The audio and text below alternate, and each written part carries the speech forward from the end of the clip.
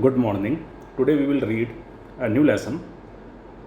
The title of this lesson is Kathmandu. This lesson is taken from class 9th book Beehives and is written by Vikram Seth. It is an extract from his famous book Heaven Lake. In this lesson and in this book he describes about his long journey from China to India.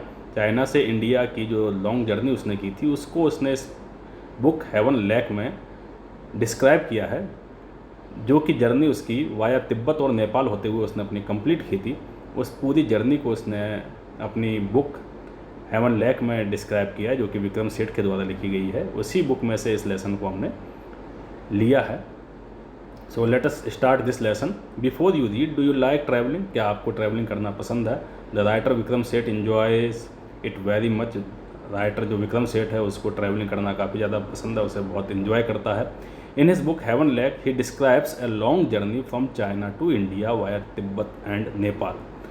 अपनी book Heaven lake में उसने एक long journey को describe किया है, जो कि China से इंडिया तक उसने की थी, जो कि तिब्बत और नेपाल होते हुए उसने अपनी जर्नी को कंप्लीट किया था। उसको अपनी बुक हेवन लेक में उसने डिस्क्राइब किया है। उसी का एक अंश हमारे इस बुक बीहाइव्स में दिया गया है, जिसका टाइटल है काठमांडू।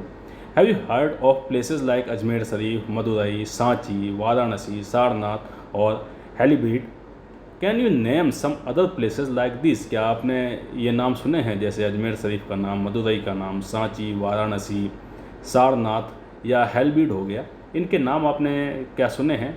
और क्या आप बता सकते हैं कुछ ऐसे ही होली प्लेसेस के, कुछ ऐसे ही नेम जिनके अंदर फेमस टेम्पल्स या श्राइन्स सिचुएटेड हैं, जिनके नाम आपको मालूम हो?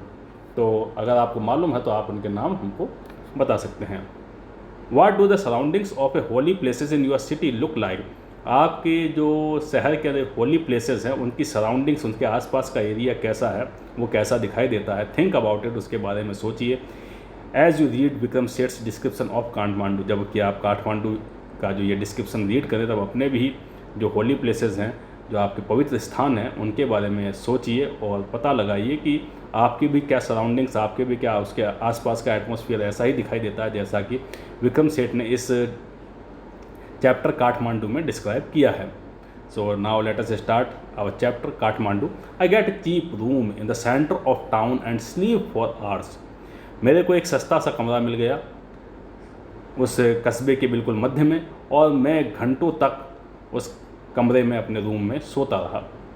द नेक्स्ट मॉर्निंग, अगली मॉर्निंग को, with mister Shah son and nephew, mister Shah के पुत्र और उनके भतीजे के साथ, I visit the two temples in Kathmandu that are most sacred to Hindu and Buddhist. उसके बाद अगली मॉर्निंग को मैंने दो टेम्पल्स काठमांडू के, जो कि सबसे ज़्यादा पवित्र माने जाते हैं, हिंदुओं और बुद्धिस्ट दोनों के लिए जो काफ़ी ज़्यादा पवित्र माने जाते हैं, उन दोनों टेम्पल्स की मैंने जर्नी की, मैंने यात्रा की। एट पशुपतिनाथ, सबसे पहला मंदिर था पशुपतिनाथ का मंदिर, जो कि काफ़ी ज़्यादा पवित्र है और हिंदुओं का एक पवित्र धार्मिक स्थल के रूप में माना जाता है, जो कि काठमांडू में सिचुएटेड है। सबसे पहली जर्नी जो है उसकी राइटर विक्रम सेठ की पशुपतिनाथ के टेम्पल में हुई। At Pashupatinath, outside which a sign board proclaims entrance for Hindus only. Pashupatinath के टेम्पल में, जहाँ की बाहर एक साइन बोर्ड लगा हुआ था जिसमें ये प्रोक्लेम्स किया गया था, ये घोषणा की गई थी कि entrance for the Hindus only, कि इस मंदिर में सिर्फ हिंदुओं का ही प्रवेश हो सकता है, हिंदू ही प्रवेश कर सकते हैं। There is an atmosphere of febrile confusion, वहाँ बहुत ही अस्त व्यस्तता का माहौल था। फेब्राइल कन्फ्यूजन मीन्स जो बहुत ज़्यादा अस्त व्यस्त जो माहौल होता है उसको फेब्राइल कन्फ्यूजन कहते हैं। अब कैसे था?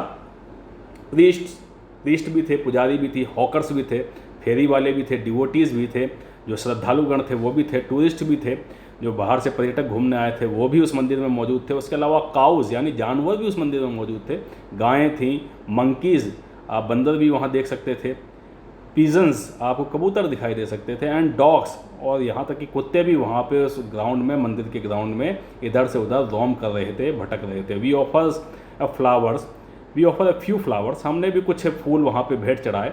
There are so many worshippers that some people trying to get the priest's attention वहाँ पे कई सारे वर्शिपर्स थे और जो कि कोशिश कर रहे थे, क्या कोशिश कर रहे थे, प्रीस्ट के अटेंशन को अट्रैक्ट करने की कोशिश कर रहे थे। आर एल्बोड, उनको एल्बोड किया जाता था, उनको कोहनी मारी जाती थी। असाइड बाई, एक तरफ सरका दिया जाता था, बाई अदर्स, दूसरों के द्वारा, pushing their way to the front, जो कि अपना रास्ता बना रहे थे, आगे बढ़ने के लिए रास्ता बना रहे थे, फ्रंट में आने के लिए, मंदिर के सामने जाने के लिए जो अपना रास्ता बना रहे थे, उन लोगों के द्वारा बार बार धक्का मुक्की करके उनको एक साइड में सरका दिया जा रहा था। Princess of Nepal, Nepalese royal house appears, उसी समय नेपालीज रॉयल हाउस की एक जो प्रिंसेस है, एक राजकुमारी है, वहाँ पे प्रकट होती है। एवरीवन बोज एंड मैक्स वे, प्रत्येक व्यक्ति सिर झुकाता है और उनके लिए उनको रास्ता देता है। By the main gate, a party of saffron clad western struggle for permission to enter, और मैन गेट पे एक पार्टी है जो कि सैफ्रॉन जिसने क्लोथ्स पहन रखे हैं और वेस्टर्न्स हैं, वो यानी कि वो पश्चिम से ताल्लुक़ रखने वाले, यूरोपियन कंट्री से ताल्लुक़ रखने वाले लोग बाग हैं। They struggle for permission to enter, वो सारे के सारे मंदिर के अंदर एंटर करने की परमिशन के लिए संघर्ष करते हुए दिखाई दे रहे हैं। The policeman is not convinced that they are the Hindus, policeman इस बात को कन्विंस करने के लिए, मानने के लिए तैयार नहीं है कि वे सारे के सारे हिंदूज़ हैं। Only Hindus are allowed to enter the temple, क्योंकि सिर्फ हिंदुओं को ही इस मंदिर में एंटर होने का अधिकार है। A fight breaks out between two monkeys, दो बंदरों के बीच में एक लड़ाई, वहाँ पे एक झगड़ा स्टार्ट हो जाता है। One chase the others who jumps on to a shivling, एक दूसरे का पीछा करता है, जो दूसरा बंदर है वो शिवलिंग के ऊपर छलांग लगा देता है। Then runs screaming around the temples and down to the rivers, और फिर दौड़ता हुआ, चीखता हुआ दौड़ता है और मंदिरों के चारों तरफ चक्कर लगाता है, and down to the river, और नदी में कूद जाता है। कौन सी नदी है? द होली बागमती, पवित्र बागमती नदी के अंदर वह छलांग लगा देता है। This is the picture of the famous temple of Pashupatinath that flows below, जो कि उस मंदिर के बिल्कुल नीचे की ओर बह रही है। A corpse is being cremated on its bank, और उसके किनारे पे, उनके किनारों पे, जो बागमती रिवर है उसके किनारे पे एक जो लाश है, एक कॉप्स यानी लाश का क्रीमिनेटेड किया जा रहा है, क्रीमेटेड किया जा रहा है, उसका जलाया जा रहा है। Washer womens are at their work and children bath, washer women अपना कार्य कर रही हैं, कपड़े धो रही हैं, आस पास में बच्चे नहा रहे हैं। From balcony A basket of flowers and leaves, और पास की बालकनी से एक जो बास्केट है, एक जो डलिया है जो कि फूलों से भरी हुई है, जो कि पत्तियों से भरी हुई है। ओल्ड ऑफरिंग्स, जो कि पहले कभी किसी ने वहाँ पे मंदिर में भेंट चढ़ाई होगी, उनसे भरी हुई जो बास्केट है, नाउ विल्टेड, उसको नष्ट किया जा रहा है। कैसे? Is dropped into the river, उसको नदी में डुबो करके उसको नष्ट करने किया जा रहा है। Small shrine half protrudes from the stone platform on the river bank, एक छोटा सा मंदिर, एक छोटा सा पवित्र स्थान, श्राइन का मतलब एक पवित्र स्थान जहाँ की पूजा की जाती है। हाफ प्रोट्रूड, जो कि आधा उभरा हुआ है, फ्रॉम द स्टोन प्लेटफॉर्म से, ऑन द रिवर बैंक, नदी के बिल्कुल किनारे पे आधा बाहर की ओर निकला हुआ प्लेटफॉर्म है। व्हेन इट इमर्जेस फुल्ली, ऐसा कहा जाता है कि जब वह पूर्ण रूप से बाहर निकल आएगा, the goddess inside will escape, तो उसके अंदर के जो देवता हैं वो भी निकल जाएंगे। And the evil period of the कलयुग विल एंड ऑन अर्थ, और इसी के साथ में जो कलयुग का जो दुख भरा समय है, जो बुराई वाला समय है कलयुग का, उसका पृथ्वी पर अंत हो जाएगा। तो ऐसी भी यहाँ पे मान्यता है। Now come on the next paragraph. At the Boudhanath stupa, Boudhanath stupa, पहला तो पशुपतिनाथ टेम्पल में गया, दूसरा जो बौद्धनाथ स्तूप जो वहाँ पे सिचुएटेड है काठमांडू में, वहाँ की विक्रम सेठ जर्नी करते हैं। तो बौद्धनाथ स्तूप के बारे में बताते हुए वो कहते हैं, at the Boudhanath stupa the Buddhist shrine of Kathmandu there is in contrast sense of stillness, कि बुद्धिस्ट श्राइन, जो बुद्ध के जो पवित्र स्थल है काठमांडू में, वहाँ पे एक विरोधाभास दिखाई देता है। सेंस ऑफ स्टिलनेस किसके लिए, किस चीज़ में विरोधाभास दिखाई देता है? स्टिलनेस के लिए, यानी शांति में एक विरोधाभास सा झलकता है। Its immense white dome is ringed by a road, उसका जो विशाल का है वाइट डोम है, जो विशाल सफ़ेद कलर का जो गुंबद है वह चारों ओर से सड़क से घिरा हुआ है। Small shops stand on it's outer as, छोटी छोटी दुकानें जो है उसके बाहरी जो किनारे हैं, एज का मतलब किनारे पे बहुत सारी छोटी छोटी दुकानें स्थित हैं। Many of these are owned by Tibetan immigrants, उनमें से अधिकतर जो दुकानें हैं वो तिब्बत में से जो आए हुए शरणार्थी हैं उनके द्वारा ऑन्ड कर ली गई हैं, उनके द्वारा खरीद ली गई हैं।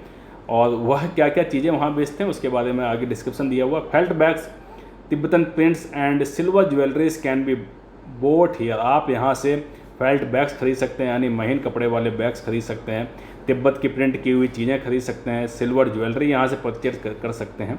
There are no crowds, this is a haven of quietness in the busy streets around.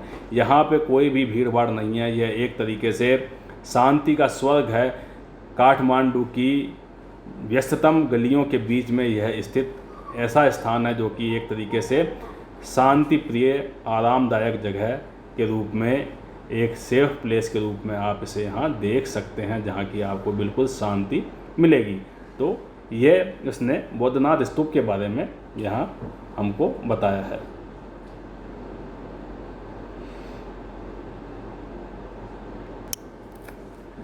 Kathmandu is vivid, mercenaries, religious with small shrines to flower-adorned deities along the narrowest and busiest streets।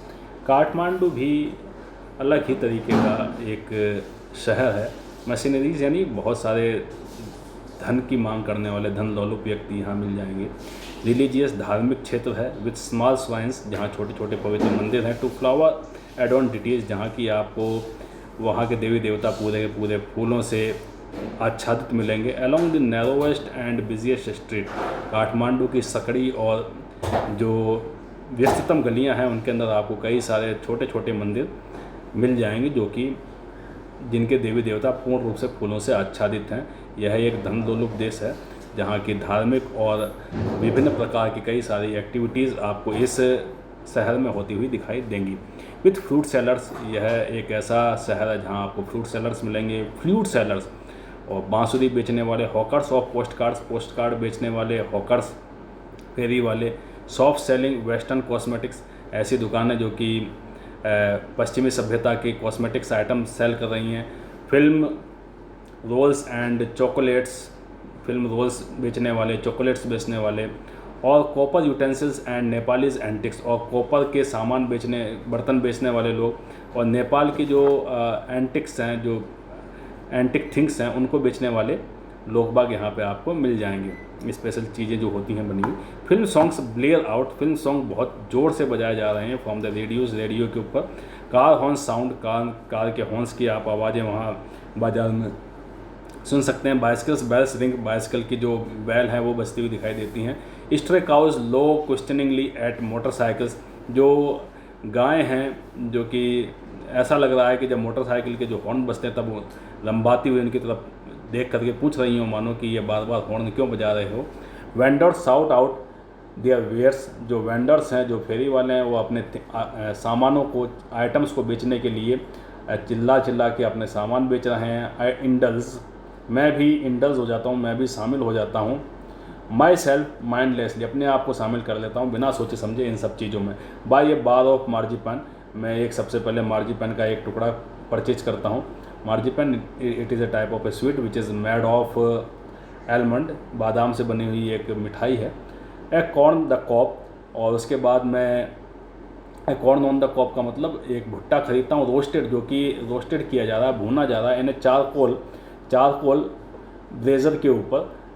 Charcoal blazer यानी जो लकड़ी के कोयले को जलाने वाली अंगीठी होती है, उसके ऊपर इसको भूना जा रहा है। ऑन द पेमेंट, जो कि बिल्कुल पेमेंट पे यानी कि फुटपाथ के पास में कोई आदमी उसको बेच रहा है, उससे मैं परचेज कर लेता हूँ। रब्ड विथ साल्ट, वह उसके ऊपर नमक लगा करके रगड़ता है। चिली पाउडर भी लगाता है।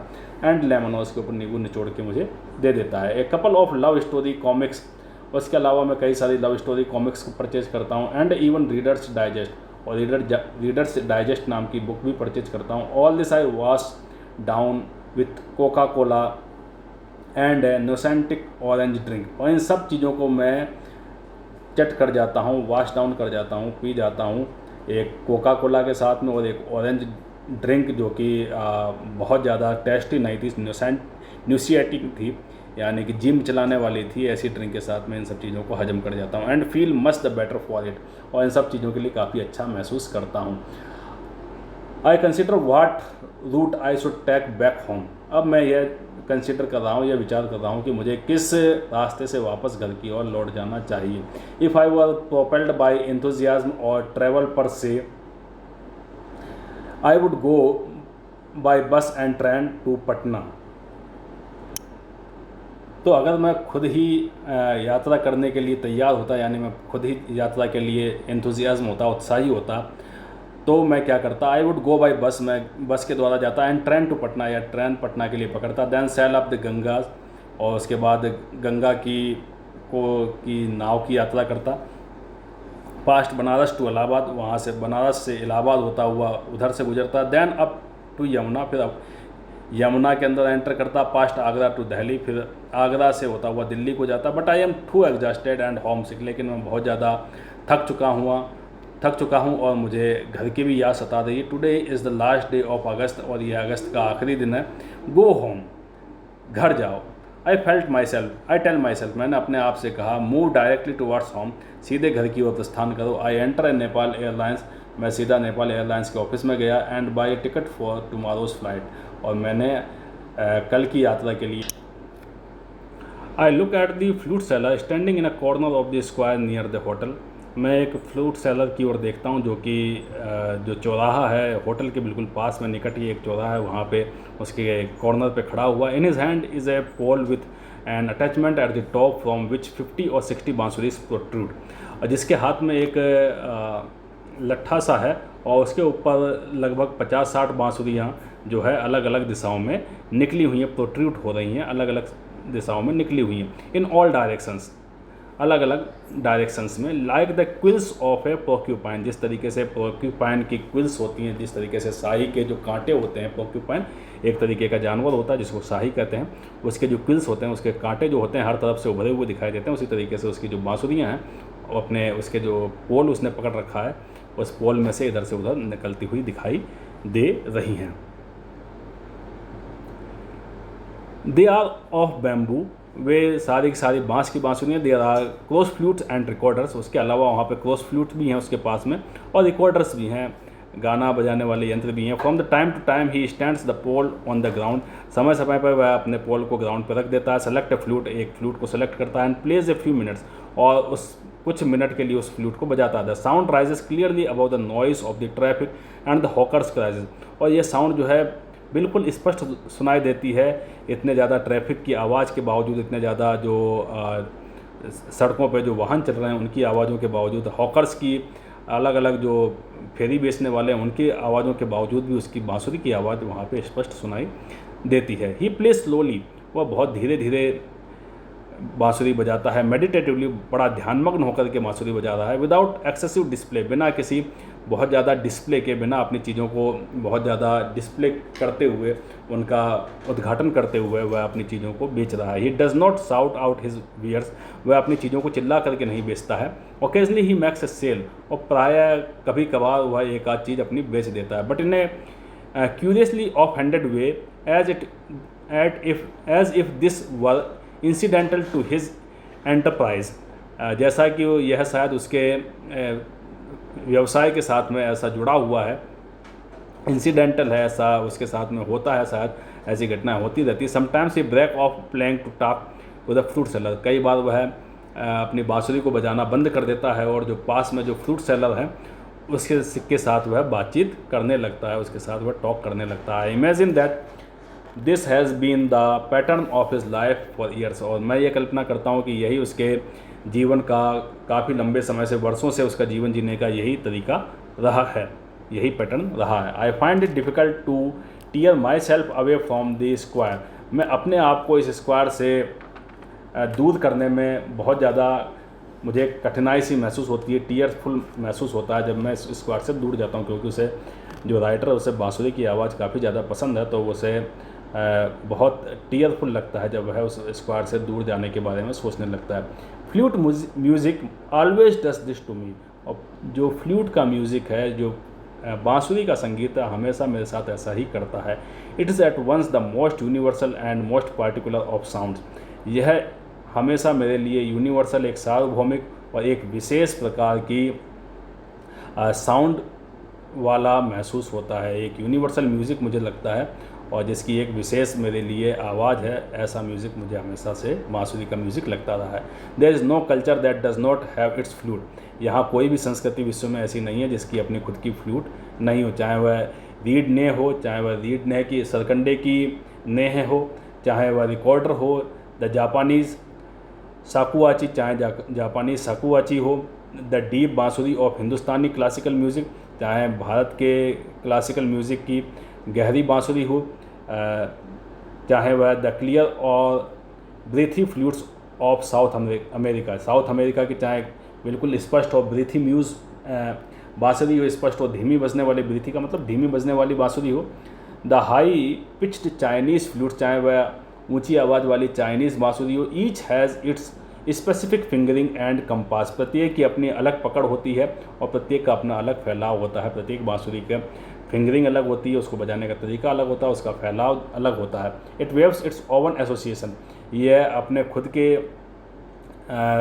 ताने बाने से बुनी हुई होती है। उसका हर बांसुरी को बजाने का तरीका, ताने बाने का मतलब बजाने का तरीका अलग अलग होता है। Yet to hear any flute is, it seems to me, to be drawn into the commonality of all mankind, to be moved by music closest in its phrases and sentences to the human voice।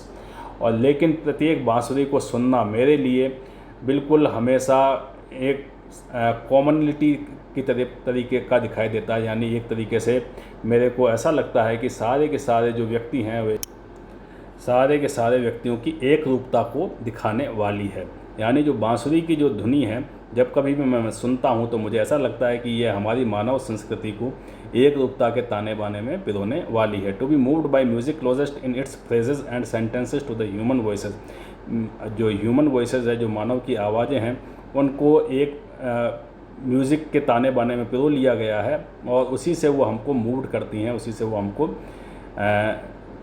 हमारे अंदर जो है एक नई ध्वनि का संचार पैदा करती हैं। Its motive forces too is living breath, उसकी जो मोटिव फोर्सेस है वह भी एक लिविंग ब्रीथ की तरह है, वह भी एक जीती जागती सांस की तरह है। It too needs to pause and breathe before it can go on, इसको भी हमारी तरह सांसों की आवश्यकता पड़ती है। जब इसको बजाना हो तो इसके अंदर फूंक मारना पड़ता है, तभी यह आगे जा कर के बजती है और एक स्पष्ट सी ध्वनि हमें सुनाई देती है। यानी जिस तरीके से हमारा शरीर तभी एक्टिव होता है जब हमें श्वास की आपूर्ति होती है, उसी तरीके से बांसुरी तभी बजती है जब उसके अंदर हम फूंक मारते हैं, वरना वह बिल्कुल निर्जीव समान ही दिखाई देती है। That I can be so affected by a few familiar phrases on the बांसुरी, इसीलिए मैं जो बांसुरी के लिए जो फैमिलियर फ्रेजेस है उनसे बहुत ज़्यादा प्रभावित भी होता रहता हूँ। सरप्राइजेज में एट फर्स्ट, इसने पहली बार मुझे इतना ज़्यादा सरप्राइज़ कर दिया है, आश्चर्यचकित कर दिया है। जो बांसुरी के बारे में जो मेरा बांसुरी की फ्रेजेस के बारे में जो मेरा ध्यान पहली बार जो आकृष्ट हुआ, उसने मुझे पहली बार आश्चर्यचकित कर दिया। For on the previous occasions that I have return home after a long absence abroad, क्योंकि पहले के समय पर जब कभी भी मैं लंबे समय के बाद मैं घर पे लौटा हूँ विदेश से, I have hardly noticed such details, मैंने कभी भी इतनी ज़्यादा डिटेल्स को, इतनी ज़्यादा इन चीज़ों को, बांसुरी वाली चीज़ें जो छोटी मोटी चीज़ें होती हैं उनको इतनी ज़्यादा डिटेल से, इतने ज़्यादा ध्यान से नहीं देखा। And certainly have not invested them with the significance I now do, और निश्चित रूप से मैंने इससे पहले कभी भी इनमें इतना ज़्यादा इन्वेस्टेड नहीं किया है, इतना ज़्यादा महत्व नहीं दिया जितना कि मैं अब इनको दे रहा हूँ। जितना ज़्यादा ध्यान मैं अब इन पर दे रहा हूँ उतना ज़्यादा मैंने ध्यान पहले कभी इन चीज़ों पे नहीं दिया है। So this is the chapter which is written by Vikram Seth and is taken from his famous book Heaven Lake. Thank you.